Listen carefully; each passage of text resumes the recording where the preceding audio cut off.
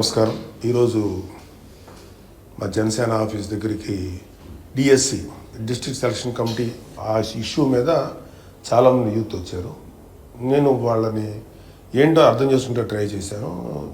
నాకు అర్థమైనంత వరకు అది చాలా పెయిన్ఫుల్గా అనిపించింది. ఏంటంటే మన ఏపీ స్టేట్లో ప్రైమరీ స్కూల్ టీచర్స్ నుంచి హై స్కూల్ వరకు +1 +2 వరకు మనకున్నటువంటి ఖాళీలు 35,000.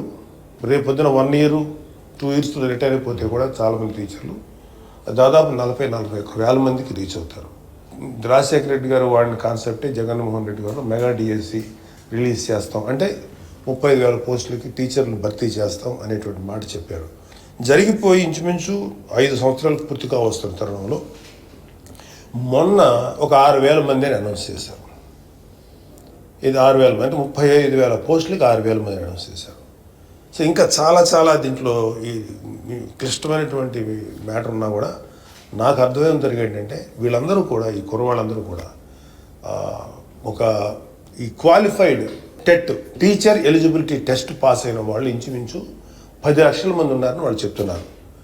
ఒక 50,000 లక్ష అటు ఇటు ఉన్న 10 లక్షల మంది ready to right the exam, DSC exams రాయటానికి రెడీగా ఉన్నారు. అయితే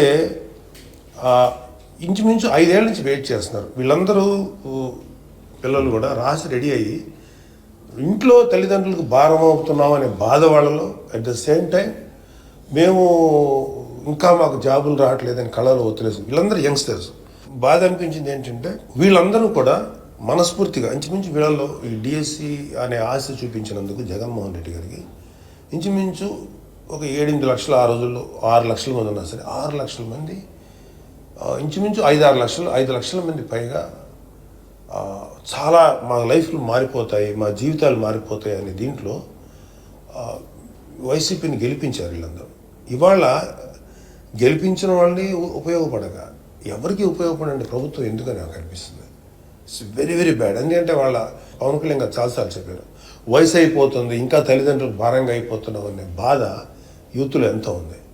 సో నాకేమంటే 35,000 పోస్టుల్లో నువ్వు 6,000 పోస్ట్ అనౌన్స్ చేసి 1,600 కర్నూలుకి ఇచ్చి మిగతా అన్నీ ఇచ్చారు. అది 8,000 మొత్తం 8,000 మంది ఇచ్చారు. 6,100లో 1,600 కర్నూలుకే ఇచ్చారు, మిగతాకి ఏదో కొంత సర్దారు. సో అది ఎంతమందికి ఇస్తారు? ఈ వెయిటింగ్ ఏమో 35,000 పోస్టులు ఉన్నాయి, 10 లక్షల మంది రాయటానికి రెడీ ఉన్నారు, మీరు 6,000 మందికి ఇచ్చారు. 6,000 మందిని ఎప్పుడు ఇస్తారు, ఏం చేస్తారు? డెఫినెట్గా ఇది మేము ఎంతవరకు చేయగలుగుతాం అంతవరకు చేస్తాం. జనసేన టీడీపీ అలయన్స్లో మేము ఎంతవరకు చేయాలో మనస్ఫూర్తిగా చేస్తాం. 10 లక్షల మంది మేము చూడాలి. 10 లక్షల మంది వెనకాల ఉన్నటువంటి ఒక కుటుంబాన్ని చూస్తున్నాం, 10 లక్షల కుటుంబాలు. అందులో కనీసం 35,000 కుటుంబాలు బాగుపడతాయి, మిగతా వాళ్ళు క్వాలిఫై కాకపోవచ్చు. ఈ కుర్రలందరూ ఏం చేస్తున్నారు? గత 5 సంవత్సరాల నుంచి వస్తుంది జాబ్ అని చెప్పి చేసి మరి బతుకు తెరువు కోసం వీళ్ళు కూలి పనులకు వెళ్ళటం, లేకపోతే ఇంకేదన్నా వరి కోతలకు వెళ్ళటం, విద్య బోధించడానికి ముందుకు వచ్చినటువంటి యంగ్ టీచర్స్ వీళ్ళు అక్కడికి రిస్ట్రిక్ట్ అయిపోతే యూత్కి ఎవరు జ్ఞానం బోధిస్తారు, ఎవరు చదువు చెప్తారు? సో ఇదంతా మాకు చాలా డిస్టర్బ్గా అనిపించింది. బయటకు వచ్చినప్పుడు పాపం వాళ్ళందరినీ చూసి నాకు బాధ అనిపించింది. డెఫినెట్గా బాబు మీ యొక్క అప్పీల్ని కానీ దేనైనా సరే నేను ప్రెసిడెంట్ గారి దగ్గర తీసుకెళ్తాను, అలయన్స్ ప్రభుత్వం దగ్గర తీసుకెళ్తాను.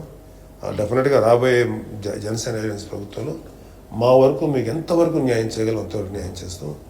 మేమేంటంటే మీ ఎవరైతే 10 లక్షల మంది ఉన్నారో క్వాలిఫై అయిన వాళ్ళు, మేము మిమ్మల్ని ఓటర్గా చూడటం లేదు, మనుషులుగా చూస్తున్నాం. So you try to understand what is our perception towards people. మనుషులుగా మేము ఎంత గౌరవిస్తుందో తెలుసుకోండి. సో మీరేం చేస్తారు అనేది మీ వ్యక్తిగత ఇష్టం.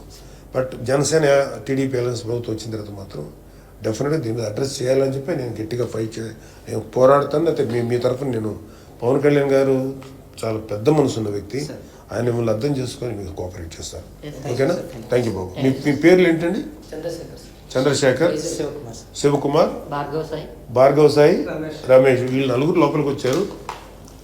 బయట చాలామందితో మాట్లాడి మీరు చూశారు.